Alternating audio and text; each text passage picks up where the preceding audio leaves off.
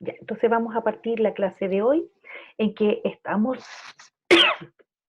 iniciando una nueva unidad y como tal requiere que hagamos un cierre de lo que hemos venido haciendo, que es un cierre de naturaleza parcial, porque si bien como una forma de organizar el curso, permiso,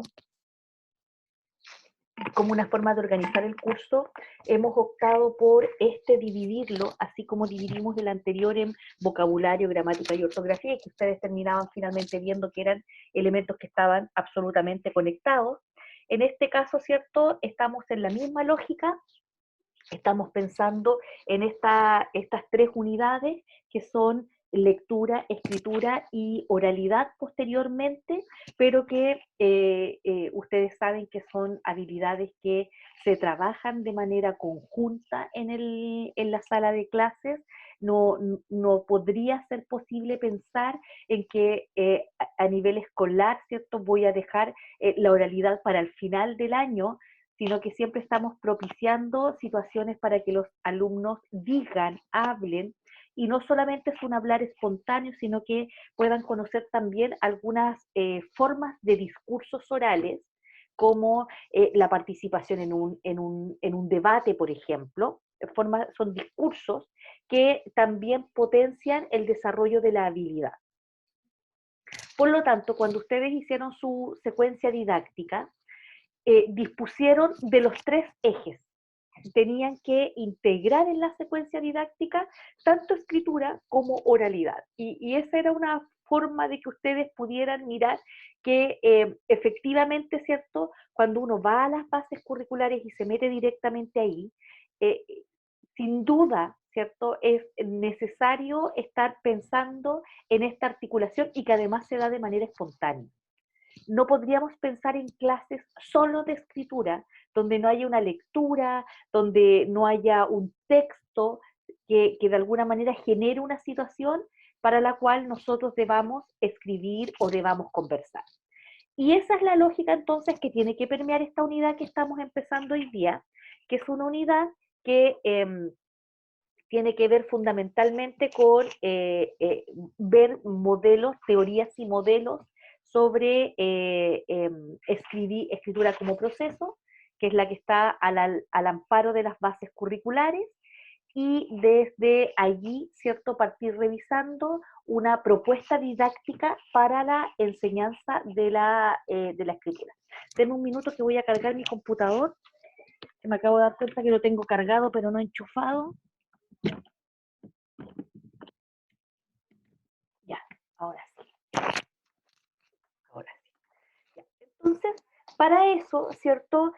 Ya en el aula ya está dispuesta la pestañita con la unidad que estamos conversando, nos movemos de esta que era la 1 a la 2, y en la 2 ha quedado entonces un itinerario de la clase para el día de hoy, para la sesión del jueves 13 de mayo, que ustedes saben que comienza hasta ahora y que la seguimos a la hora de posterior al almuerzo. Y hoy día vamos a trabajar sobre varios temas, pero no nos vamos a mover mucho todavía hacia teorías y modelos explicativos, sino que hoy día vamos a mirar la escritura en el currículum escolar. Fundamentalmente quiero que nos metamos en ese tema hoy día. Y desde esta lógica, nuestro itinerario de la clase considera que veamos primero la escritura en el currículum escolar de educación básica y de séptimo y octavo de la formación general. Ahí quiero que hagamos nos detengamos un minuto a conversar qué es lo que ocurre cuando ustedes, en tanto profesores de educación básica, tienen que asumir, ¿cierto?, la responsabilidad de séptimos y octavos que corresponden a otro ciclo incluso. Y vale la pena también ahí ir a mirar cómo están organizadas las habilidades en tanto ejes que aparecen en el currículum de la asignatura de lenguaje. Luego vamos a ir a mirar el mecanismo o el hito evaluativo por excelencia del sistema escolar chileno, que es el CIMSE. Vamos a ir aproximándonos a qué implica, ¿cierto?, evaluar a través de este instrumento. Vamos a mirar dónde en el ciclo escolar están puestas estas evaluaciones y qué elementos, ¿cierto?, evalúan, particularmente en sexto básico, que es donde tenemos un CIMSE específico para escritura.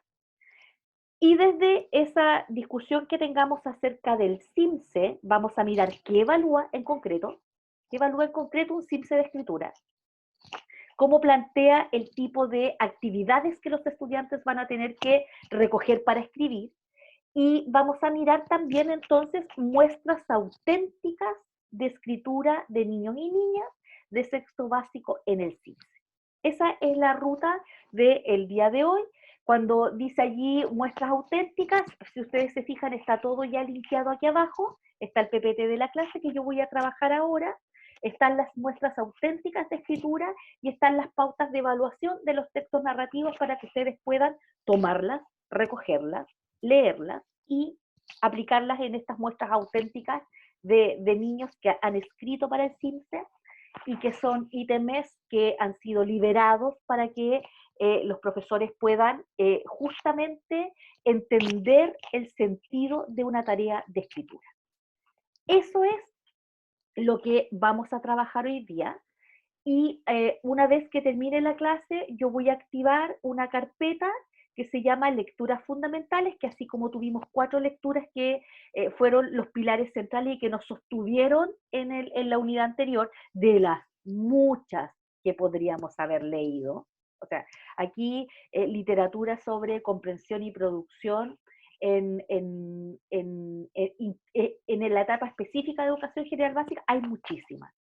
No es posible que yo les pudiera dar a leer 15, 20 textos, pero lo que quiero decir es que se van a ir topando progresivamente cuando estén tratando el tema, cuando miren las bases curriculares, incluso en la bibliografía, ¿cierto?, de referencia de este documento curricular, se van a dar cuenta que la investigación que se ha hecho en estas 2 áreas es una investigación súper potente. Y para nosotros, para la primera unidad, escogimos esas 4 lecturas. Escogimos a Cubo de Severino, que lo que hace, ¿cierto?, es tomar la propuesta de Fandich y Kinch de los niveles de representación. No leímos directamente a Fandich y Kinch, que son quienes proponen estos niveles de representación, y que son permanentemente recogidos por otros autores. Los recoge Ibáñez, los recoge, ¿cierto?, Cubo de Severino y así muchos más, pero la leímos porque tiene una mirada que es esta. Este es el texto de Cubo de Severino, que se llama Leo pero no comprendo, estrategias de comprensión lectora, y es justamente porque está puesto en esto, en estrategia, no en la discusión del modelo teórico puro. Nosotros no entramos a la discusión del modelo puro. Sí lo vimos, ¿cierto?, aplicado a una situación que nos permitiera, ¿cierto?, ir mirándolo desde el aula.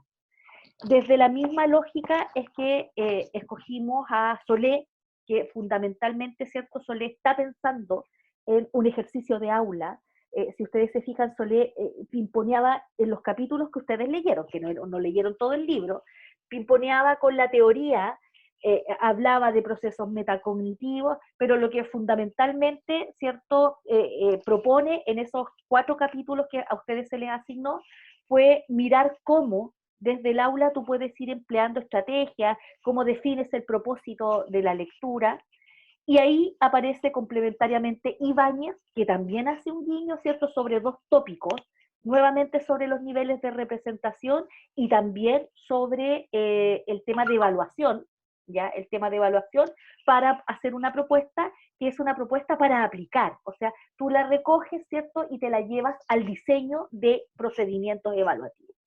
Y todo eso estaba, ¿cierto?, antecedido por la lectura que leímos de Parodi, que en el fondo te mostraba que comprender un texto implica que tú puedas, ¿cierto?, reelaborar ese texto y comunicarlo nuevamente.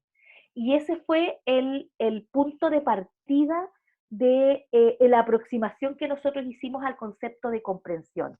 Y entonces Parodi tomaba, ¿cierto?, todo este circuito de cómo el texto, ¿cierto?, en un modelo más bien ascendente, aparece como una materialidad, ¿cierto?, como una materialidad que entra en contacto conmigo, que soy en tanto lectora, y entonces se produce un trabajo donde yo movilizo mi conocimiento previo, mi experiencia del mundo, empleo estrategias para acceder al texto, defino yo o definen desde afuera los propósitos de la lectura y finalmente, ¿cierto?, puedo dar cuenta de un texto comprendido en la medida en que ustedes hacen lo que tenían que hacer en el control de lectura, que tenían una última pregunta donde ustedes se tenían que grabar diciendo qué entendían por niveles de representación. Y en la medida en que y tenían abajo una pautita que decía cómo se iba a evaluar esto, entonces en la medida en que ustedes podían eh, explicarle a otro, ¿cierto?, lo que entienden por código de superficie, por base textual, por modelo de situación, y lo podían ligar con la construcción de un instrumento de evaluación, están certificando o acreditando, porque acuérdense que esta es la teoría de la comunicabilidad, definía que para demostrar comprensión había que acreditar lo comprendido, que era una de las preguntas de selección múltiple. ¿Ya? Acreditar lo dicho. Y acreditar es poder decirlo, pero no es decirlo de memoria y decirlo desde una definición, sino que es decirlo desde la construcción que yo vuelvo a hacer de lo leído. Y eso, ¿cierto? Evidentemente tiene un correlato en que cuando no hemos comprendido, si yo te pregunto de qué se trata el texto, tú no lo puedes decir. No lo puedes decir. Si yo en este momento, por ejemplo, hacía la rápida, hiciera el ejercicio y me dieran un texto no sé, de física, de química, de astronomía, que no son mis áreas, no son mis áreas. Por ejemplo, no sé, hay textos difíciles, pero que son del área de las ciencias sociales y en tanto, ¿cierto?, aparecen cercanos míos. Por ejemplo, estoy pensando acá en textos súper especializados. eh, Acá, por ejemplo, estoy pensando en este, ya, tomo cualquier texto. Este se llama La política en los bordes del liberalismo, ¿cierto?, que es un texto duro, de prosa así súper cerrada, y si tú me dices, mira, tienes 20 minutos para leer el prólogo, y el prólogo es tan denso como el libro, es muy probable que yo te diga, no, no lo puedo lograr, déjame porque necesito, y empiezo a disponer de mis estrategias. Espérate, voy a hacer interrogación de test, ya, de qué se trataba, y voy a ir anotando palabras claves, voy a ver para qué se lee un texto como este. Pero si tú me das a lo mejor en este minuto un texto de astronomía escrito por un astrónomo, ¿ya? Probablemente yo no voy a poder decirte. ¿Por qué? Porque los textos especializados tienen un vocabulario que es especializado también. Y cuando nosotros el semestre pasado leímos a Hirsch, ¿recuerdan a Hirsch? Hirsch decía tres cosas. Decía Hirsch que la comprensión de textos se fundamentaba en tres grandes pilares, decía Hirsch. El primero era la fluidez lectora, evidentemente. Fluidez en tanto velocidad y precisión. Eso es fluidez. Precisión, es decir, no me equivoco, no cambio las letras.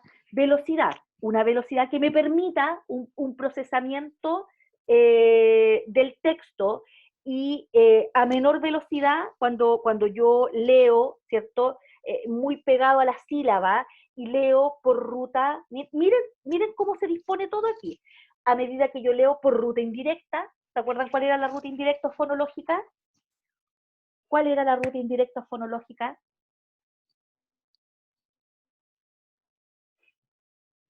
¿Quién recuerda ese concepto? Habían dos rutas de lectura, una ¿No indirecta fue y una la directa, decodificación?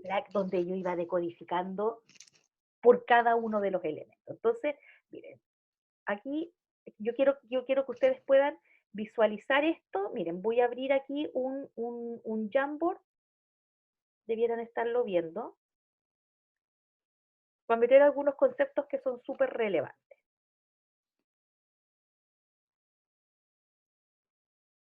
Entonces, recuerden ustedes que Hirsch decía, miren todos los conceptos cómo se van ligando desde, ¿cierto? Y desde la primera asignatura que tuvieron, que fue literacidad.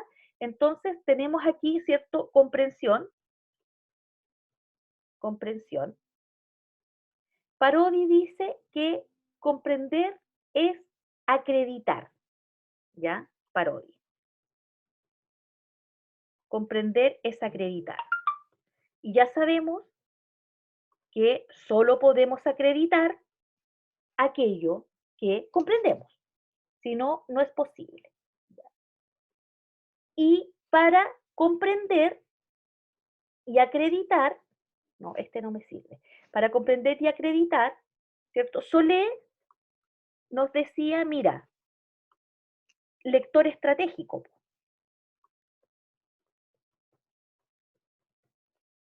estratégico.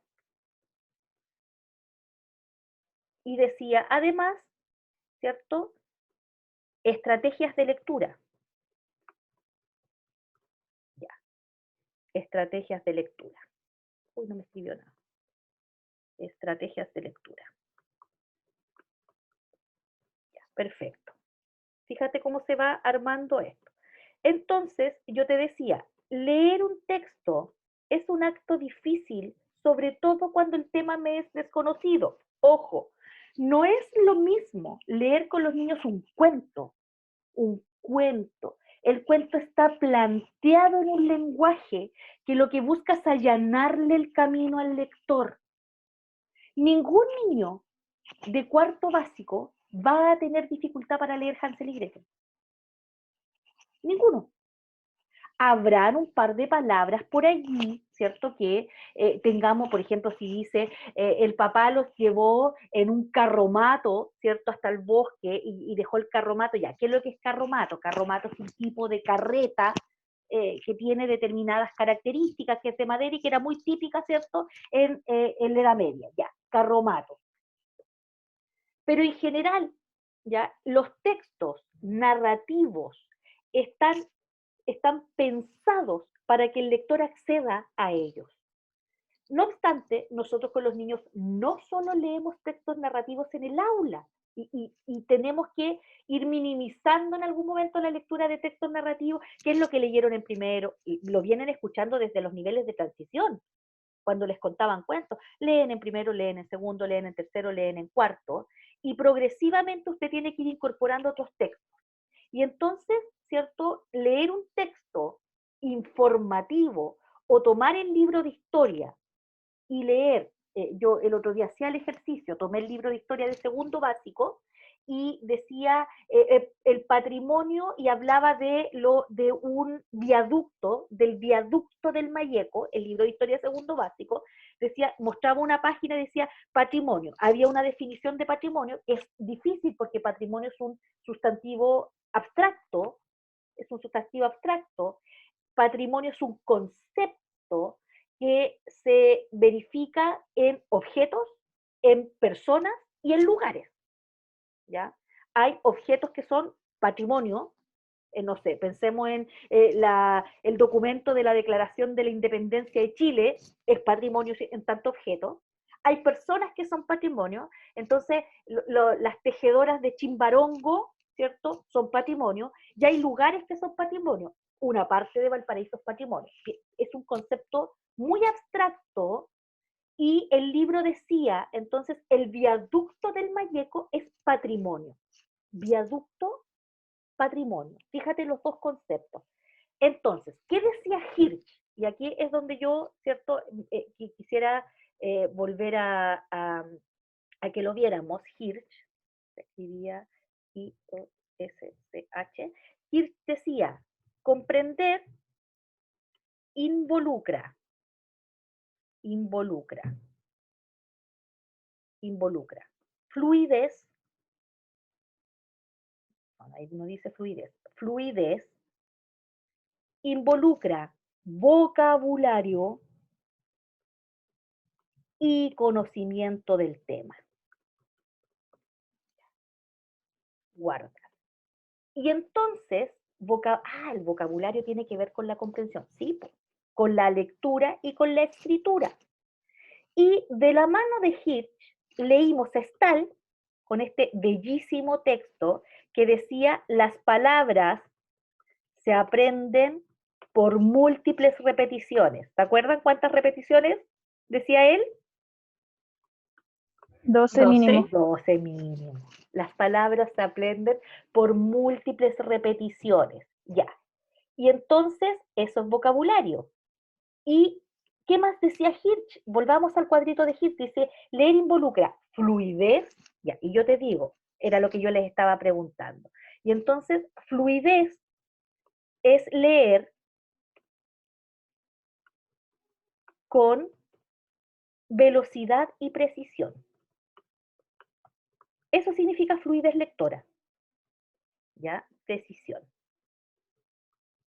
Involucra precisión. ¿Ya?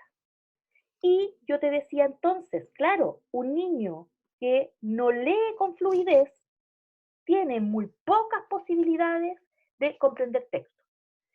Y entonces decíamos que habían dos posibilidades o dos rutas de lectura, y aquí me había quedado, dos rutas de lectura. Decíamos que había una, ¿cierto?, que era indirecta, que alguien me dijo por ahí muy bien, fonológica, indirecta o fonológica, que implica decodificación. Y había otra ruta que era la ruta directa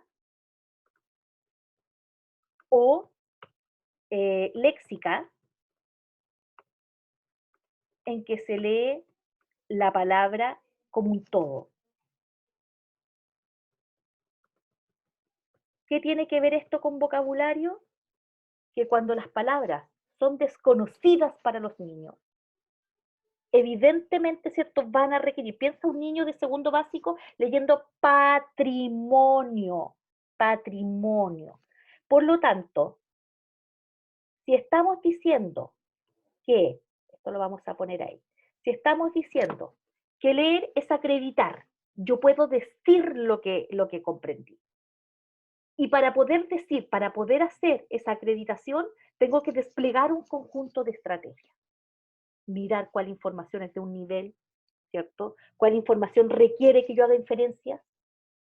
Porque hay información que no está dicha, pero que está allí, ¿cierto? Sugerida para que el lector estratégico pueda hacer las inferencias pertinentes. Además, yo, profesor, estimulo el uso de estrategias cuando les digo, oye, espera, vamos a leer, pero mira, miremos primero el texto. Entonces, mira este texto, qué cosas vemos en este texto, de qué se tratará este texto, ¿cierto? Mira, te voy a mostrar entonces, mira, tiene capítulos, fíjate que está ordenado por capítulos. ¿Qué significa que un texto esté ordenado por capítulos? O tomo un texto narrativo, mira esta historia tan bonita de Gabriel García Márquez, que se llama Un señor muy viejo con unas alas enormes. Mira, ¿qué significa un señor muy viejo con unas alas enormes? ¿Quiénes tienen alas?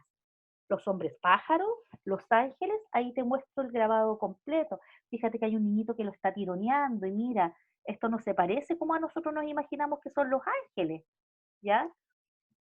Y el texto además está ilustrado, entonces, todo lo que ya dijimos que había que hacer. Y entonces, para acreditar, es en tanto lector estratégico. Y además decíamos, ¿cierto?, que además poder acreditar implica que leemos fluidamente, que disponemos de un vocabulario que nos permita sostener una lectura o que no sea un impedimento. No, este texto está lleno de palabras difíciles. No puedo con este texto. Claro, y no tienes ninguna estrategia para trabajar vocabulario.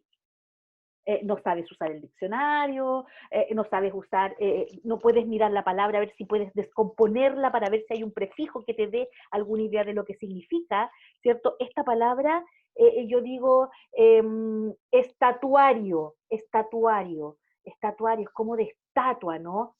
Y armas toda una familia de palabras que te permite, todo eso, estrategia. Y además dice, ¿cierto? Hirsch nos decía que la fluidez, el vocabulario y el conocimiento del tema. ¿Por qué para mí es difícil llegar y acreditar mi lectura en un texto de astronomía? Porque no es mi tema. Porque ahí voy a encontrarme con muchas palabras. Supongamos que nos encontramos con un concepto de astronomía que sea así como cuántico. Cuántico. Claro, yo lo he escuchado, asociado a la física, qué sé yo, pero no sé qué significa. No sé qué significa cuando dicen, entonces, el universo está compuesto de materia cuántica, estoy inventando, de materia cuántica. Ya, entonces, ¿de qué está compuesto el universo? De materia cuántica. ¿Pero qué quiere decir eso? ¿Son protones? ¿Qué es eso? ¿Qué es eso? ¿Ya? ¿Son átomos? Entonces dice que hay tres condiciones. Y los niños no pueden leer si están todavía leyendo a través de una ruta indirecta, si están silabeando, si tienen que leer, hacer la decodificación. Y ustedes, y aquí voy, lo ha visto el Leonardo, que está conmigo en práctica, lo ha visto la Javiera, ¿cierto? No sé quiénes más están en clase, déjenme mirar quién ha llegado para el lado.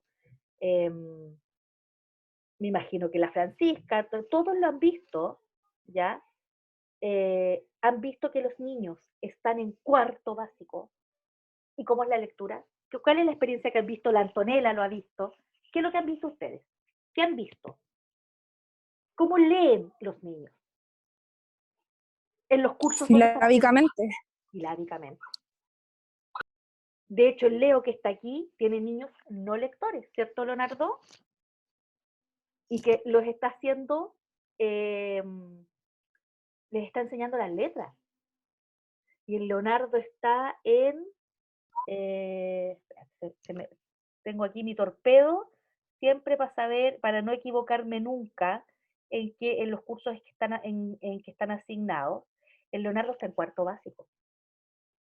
Leen silábicamente, ¿ya? ¿Cómo llegaron a cuarto básico con lectura silábica? Son las paradojas del sistema. No las vamos a discutir aquí. Entonces, fíjate que los niños de cuarto básico y de tercero básico están todavía aquí, leyendo por ruta directa. O sea, perdón, acá, leyendo por ruta indirecta.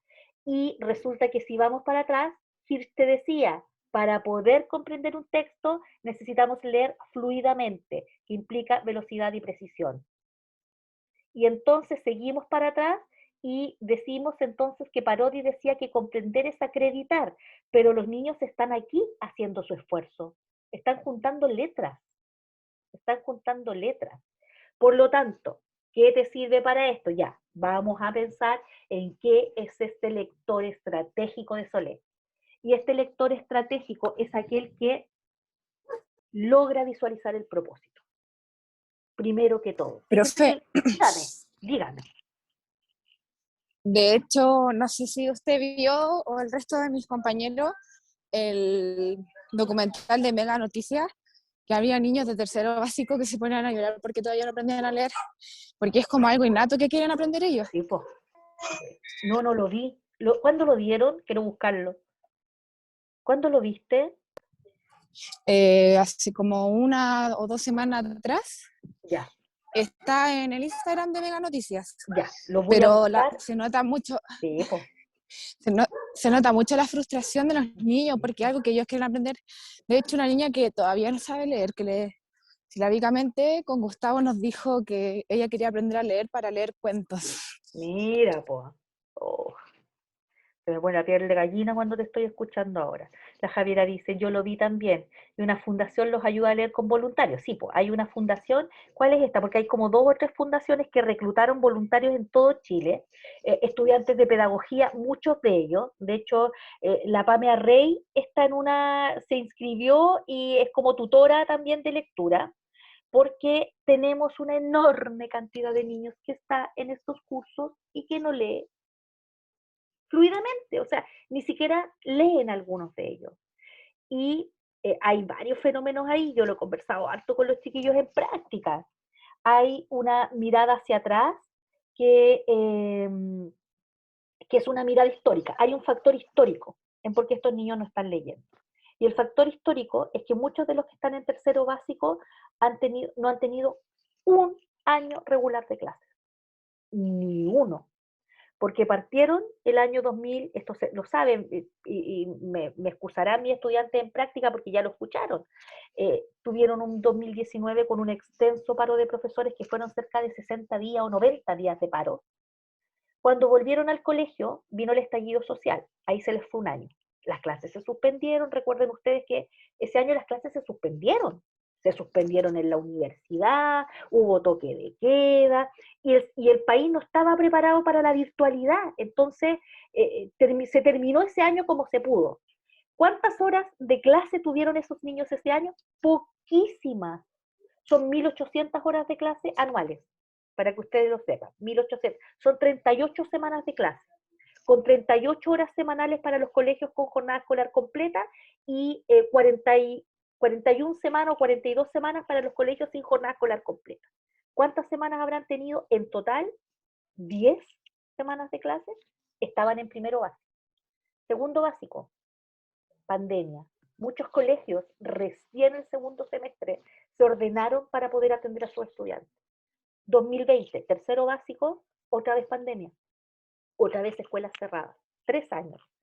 Y el sistema los fue promoviendo. Pasaron de primero a segundo con la esperanza de que ya en segundo arreglamos todo esto, ¿cierto? Arreglamos todo lo que no se pudo ver en primero, porque nada hacía sospechar que íbamos a vivir una crisis sanitaria como esta terrible en la que estamos metidos, ¿ya? Y entonces vino priorización curricular, pero esos niños ya pasaron de curso. Y cuando llegó a final de año, acuérdense ustedes del año pasado que la discusión a nivel país era los niños pasan o no pasan, pues. Ya, van a quedar repitiendo, pero no es culpa de ellos que no tengan conectividad. Entonces hubo una discusión moral más que pedagógica, que era lo que moralmente debíamos hacer, no pedagógicamente. ¿Por qué? Y también esto lo han escuchado de mí mis estudiantes en práctica, porque la repitencia está asociada a fracaso escolar. Y el fracaso escolar es doloroso. Es doloroso. Nadie quiere cargar fracaso escolar a su cuesta. ¿Ya? Decir, en este colegio dejamos repitiendo a todos los niños. Y eso entonces es equivalente a fracaso escolar. No es equivalente a decir, no tienen las competencias, no han desarrollado las habilidades, necesitamos volver a trabajar con ellos, lo que no trabajamos, ¿cierto?, este año. Y así es como ustedes se están enfrentando a una situación, yo creo que de alguna manera inédita en la historia de Chile. Se los digo al tiro, se los digo al tiro. Y estos niños que hoy día están en cuarto sin leer, tienen una doble variable. Ya llegaron a cuarto y saben que no leen. Po. Si un niño que está en cuarto sabe que no lee, po. No es un niño pequeño, sabe que llegó hasta allí sin leer. No necesitó leer para llegar hasta cuarto básico. Por lo tanto, ¿para qué necesito leer para pasar a quinto? ¿Te fijas? ¿Te fijas el modelamiento mental que puede venir? Pero por otro lado, ¿cierto? Por otro lado, está esto que nos contaba la compañera que decía, quiero leer un cuento por mí misma, ¿ya? Y entonces, ¿cierto? Los esfuerzos son súper complejos y estamos pegados aquí, donde Hirsch, ¿cierto? Tiare, tenías la manito arriba. Sí, profe, es que le quería comentar algo muy pequeñito. Es que nosotros en práctica estamos en segundo básico y también tenemos estudiantes que no saben leer y tenemos una niña que repitió y tiene una dislexia no tratada. Entonces, ella, por ejemplo, cuando nosotros nos presentamos, al tiro dijo que ella había quedado repitiendo y que no sabía leer porque confundía las letras. Y cuando nosotros hicimos el diagnóstico, ella se puso a llorar porque dijo que ella sentía que no podía, que lo intentaba, pero no podía. Y nosotros le preguntamos que para qué ella quería leer, y dijo que quería leer porque le quería leer las boletas a su mamá. las boletas de la luz, del agua. Entonces siento que escuchar eso y nosotros como tan lejos de esos niños y aparte tenemos un periodo súper corto, uno igual como que se siente un poco como, no sé cómo explicarlo, pero yo sentí que necesitaba ayudar a ese niño de la manera que yo pudiera en este tiempo. Entonces, Ya. como un rol súper fundamental, creo yo. ¿Qué estás haciendo para trabajar? ¿Qué estás haciendo? ¿Lo discutiste con tu tutor, con tu tutora de práctica, con tu mentora? No, no con tu mentora, con tu tutora de práctica. ¿Qué estás haciendo, Tiare? Es que, por ejemplo, en un principio, profe, lo que hicimos fue que la profe mentora en este caso nos orientó un poco en que ella estaba trabajando comprensión de textos. Ya. Entonces, Comprensión nos de textos dijo, orales en este caso. sí, en este caso orales. Entonces nos dijo que para que no rompiéramos como el hilo las primeras sesiones, siguiéramos con lo mismo. Entonces, después nosotros sentimos que estaba siendo como muy reiterativo esto, como de leerle y que ellos no leyeran tampoco, como que al final la comprensión de manera oral ellos ya la tienen, porque se nota. Entonces, hicimos este diagnóstico, en donde le hicimos el diagnóstico de las vocales, de las consonantes, de la segmentación silábica y todas las cosas. Y ahí es donde nos dimos cuenta que cómo iban a aprender a leer si todavía tienen como muchas lagunas en las consonantes. Incluso hay un estudiante, profe, que no va a las clases y está con las tutorías de nosotras, entonces él está muy atrás. Entonces en eso estamos ahora, estábamos con las consonantes, con algunas repasándolas y, Tiare, querida, y ¿te puedo decir una dígame, cosa? sí, Si profe, tú quieres, me escribes y nos juntamos. ¿Con quién es tu dupla, Tiare? mi dupla es la Cata Palma. Ya. Hay que hacer otro trabajo si la niña tiene dislexia. Ay, sí, profe, sí, yo también había pensado en preguntarle, pero dije, ay, que la profe debe estar con su estudiante y todo el Hay show. que hacer otro trabajo. Cuando un Y la niño mamá, tiene, eso sí, profe, es súper ya, comprometida, así que yo creo que es un punto a favor. cuando un niño tiene dislexia, lo primero que hay que trabajar es la, el aprendizaje de los espacios que ocupan las letras. Los niños que tienen dislexia tienen problemas al poder eh, visualizar la forma de las letras, la orientación de las letras y el uso de los tamaños, de los espacios. Por lo tanto, hay que hacer otro trabajo primero. Hay que hacer un trabajo que es más psicomotriz primero. Y para eso hay materiales.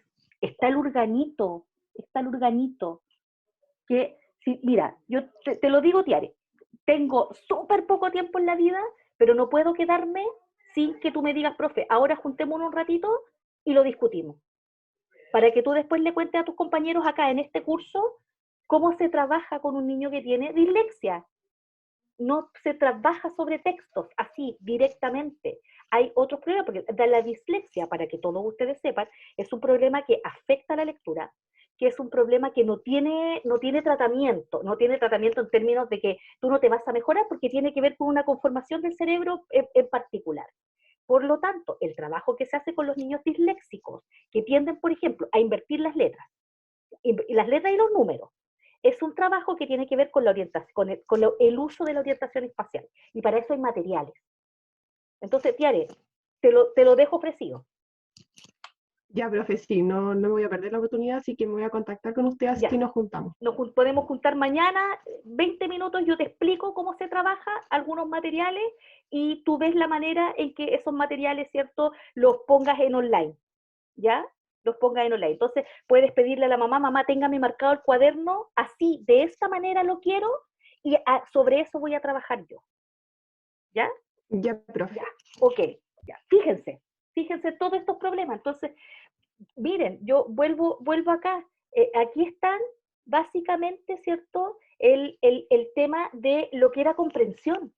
O sea, esto así muy a grosso modo, ¿cierto? Muy grosso modo. Ustedes prepararon pruebas que eran pruebas de comprensión en términos ideales, pero ya ven que sus niños no leen fluidamente. Se está trabajando mucho, que era lo que decía la Tiare, se está trabajando desde la oralidad, los profesores leen para los niños y los niños no están leyendo. Tenemos poca, es el contexto, chiquillos, no es culpa de los profes, es el contexto. El contexto hace que la experiencia lectora queda, ¿cierto?, absolutamente en la voz del profe, a menos que ese profe haga lectura conjunta, que es una estrategia de lectura, hacer lectura conjunta. Proyecto el texto, que es lo mismo que estaría en la sala, y vamos leyendo, todos abrimos nuestros micrófonos y vamos leyendo a coro. Y entonces los profes que están leyendo cuentos largos que los niños no llegan, no llegan. Entonces hay que trabajar con textos breves, textos completos, no fragmentos de textos, con microcuentos, con cosas que un niño la vea y diga, oh, es mucho lo que hay que leer, no puedo, no puedo, ¿ya? O sea, hoy día estamos jugando con tantas variables de tener niños absolutamente no lectores en estos cursos, ¿cierto? De tercero y cuarto básico, de segundo, tercero y cuarto básico. Y la teoría a nosotros nos dice que mientras ese niño esté pegado aquí, fíjate dónde estoy mostrando, voy a sacar aquí el marcador. Si el niño está pegado aquí, es muy poco posible, ¿cierto?, a los ojos de Hirsch, que ese niño pueda comprender texto, porque no está leyendo ni con fluidez, ni con precisión, y probablemente, ¿cierto?, su vocabulario también es un vocabulario restringido, y cómo vamos cambiando de texto todas las semanas y no les damos la posibilidad de leer textos que no sean narrativos, no tenemos otros temas que no sean las historias que nos leen. Entonces, no hay ni una posibilidad que esto ocurra. ¿Qué tenemos que hacer? Mover a los niños de aquí a acá, de aquí a acá, de una lectura silábica a una lectura por ruta directa, pero eso es un trabajo, aquí hay que anticipar, aquí hay que trabajar desde conciencia fonológica, como ustedes bien lo saben, para adelante. Y una vez que tenemos esto consolidado, aparece Solé con sus estrategias de lectura, algunas que están en manos del profe. Vamos a leer para qué. O yo abro la pantalla, me encuentro con los niños y le digo, ya niños, entonces hoy día vamos a leer Un señor muy viejo con unas alas enormes. Listo. Todos calladitos, ¿cierto? Silencian sus micrófonos, mamá, papá, fíjense que su niño tenga silenciado el micrófono y parto. Entonces, digo, al tercer día de lluvia habían matado tantos cangrejos, bla, bla, bla, bla. Y entonces ese niño está ahí al otro lado, como un, como un, eh, como un auditor pasivo, po, absolutamente pasivo. La profe está leyendo para nosotros, pero ¿por qué esta historia? ¿Por qué de esta forma? ¿Para qué? ¿De qué se tratará este texto? ¿Será otro cuento más? Fíjate en todo lo que pasa cuando tú no defines el propósito. Me largo a leerle nomás a los niños. ¿Con qué se relaciona esto? ¿Quién es Gabriel García Márquez? ¿Quién es este señor? ¿Por qué escribe este tipo de literatura? Realismo mágico, por cierto, para los que lo vieron en el colegio Gabriel García Márquez y leyeron 100 años de soledad. Realismo mágico. ¿Ya? Tantas cosas que los niños no visualizan. Y como no las visualizan, ya se te cae entonces la primera cosa que Solé nos decía, po, visualiza el propósito, y que lo decía Parodi, fíjense ustedes que están los modelos atrás, los modelos teóricos, y está en Ibáñez también hablaba del propósito. Entonces Parodi decía, acuerden que había un monito y decía, una cosa es el propósito del texto y otra cosa es el propósito de la lectura. El propósito del texto, un texto como, a ver, estoy pensando en mire. Este es un texto, que no es un texto, ¿cierto?, narrativo. Déjenme abrir aquí para ver si estoy... Este texto se llama Así hago un cómic. Así hago un cómic. Y si ustedes se fijan, lo que va enseñando es el paso a paso de cómo yo armo el texto, el género cómics. Entonces enseña aquí, miren, les voy a mostrar Aquí va enseñando cosas bien interesantes. Por ejemplo, cuando tú quieres mostrar movimiento, usa ese tipo de línea. Cuando quieres representar un golpe, mira cómo está esta cara, fíjate estas líneas que implican como el movimiento del martillo. Ya, va enseñando. Y luego viene la realización del cómic. Entonces, claro, leer esto, mostrárselo a los niños, tiene un propósito. Y el propósito, ¿se acuerdan cuál era de todos los que decían que eran los propósitos de la lectura según Solé? Decía para entretener, para acceder a información general. ¿Para qué sería este? ¿Hacia algún cómic? ¿Información específica? Ya, información específica, sí, porque este libro es muy específico y además es un texto para aprender, es una suerte de manual que es súper, súper, súper distinto a que yo les muestre este texto. Miren. Que es un texto, ¿cierto? Que es un texto acerca de Freddie Mercury. Y es una suerte, es una biografía de Freddie Mercury que tiene cosas muy bonitas, pero que va contando básicamente la historia de su vida. Entonces, ¿para qué leo este texto? ¿Para qué lo leemos? ¿Para qué lo vamos a leer? Propósitos, propósitos. Cosas que sí se pueden trabajar con los niños, aunque no lean, aunque ellos no lean. Ya, toda esta vuelta que yo me he dado es para mostrarles que efectivamente, ¿cierto? Leer es una habilidad, y es una habilidad compleja, que tal como hemos visto desde literacidad para adelante, tiene varias subhabilidades asociadas. Hay que hacer un trabajo con conciencia fonológica, porque cuando yo accedo, ¿cierto?, a la letra, tengo que ver cómo esa letra suena, tengo que ver cómo se escribe, tengo que aprender la caligrafía de la letra, modelos, todo esto ustedes ya lo saben, bottom up y top down, voy del texto a la letra y de la letra al texto nuevamente, no enseño letras aisladas. Nosotros les enseñamos a trabajar a ustedes el modelo interactivo comunicativo, que implicaba que cada vez que yo hago lectura tengo que crear una situación que permita entender, ¿cierto?, por qué estoy trabajando, lo que estoy trabajando. Y luego con modelo equilibrado. ¿Se acuerdan de todas estas cosas, no? Con enfoque equilibrado, que era del texto a la letra y de la letra al texto. Si no, nos quedábamos los de marcha sintética nomás, que son los de destreza, como este, pues.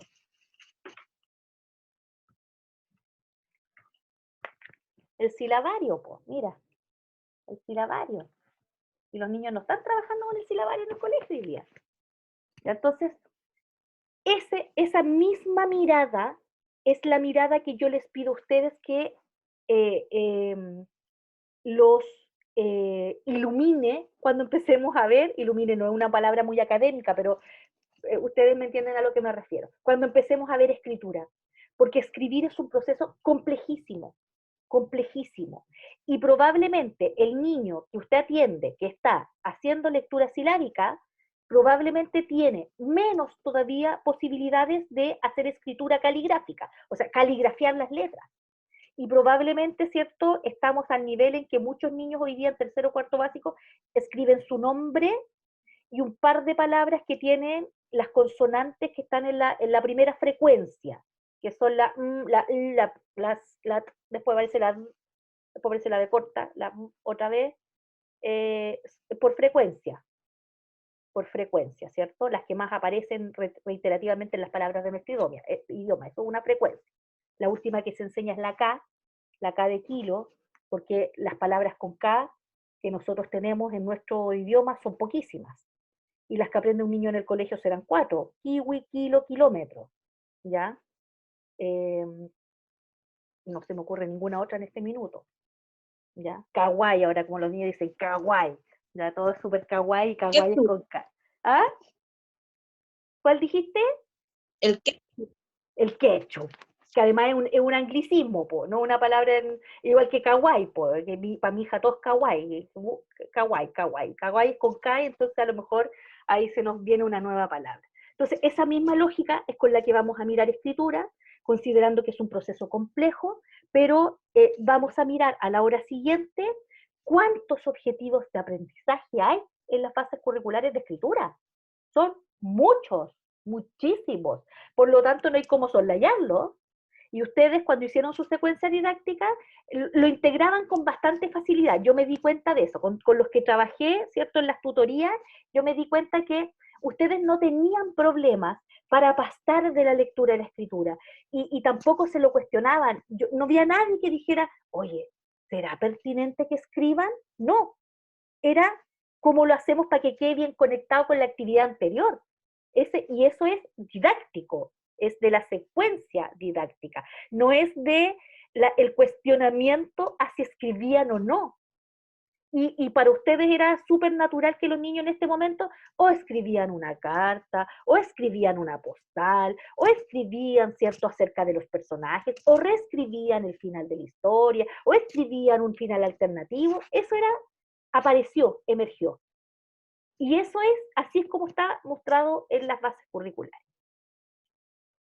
Bien, todo esto una clase más bien motivacional, ¿eh?, para mostrarles, ¿cierto?, que no cerramos la puerta comprensión y abrimos la puerta A, la puerta B y la puerta C, lectura, escritura y oralidad, sino que entramos al mismo espacio, pero ahora entramos, ¿cierto?, con otra ropa, si ustedes quieren. Vamos mirando los mismos fenómenos, porque los fenómenos se cruzan. Un niño que no lee es un niño que no escribe. ¿Se imaginan que un niño pueda escribir sin leer? ¿Qué posibilidad hay que un niño pueda escribir sin leer? No, eso no es posible, pues. No es posible que un niño escriba si no lee. Ahora, ¿es posible que un niño se comunique oralmente sin leer y escribir? Por supuesto que sí. Pero lo que hace el currículum escolar es organizar el discurso oral. Y tenemos que entonces enseñarle a los niños qué es una opinión, ¿cierto? Turnos de habla, cuándo me toca, con qué naturaleza, ¿cierto?, yo construyo un comentario oral, etc. Bien, nos vemos entonces a la otra hora. Les dejo, ¿cierto?, para que vayan a almorzar y a las 2:30 nos volvemos a encontrar, ¿de acuerdo? Y Tiare, escríbeme para que fijemos un espacio por ahí, ¿ok? Ya, profe. Ya, listo. Nos vemos, chiquillos y chiquillas. Nos vemos en un rato más.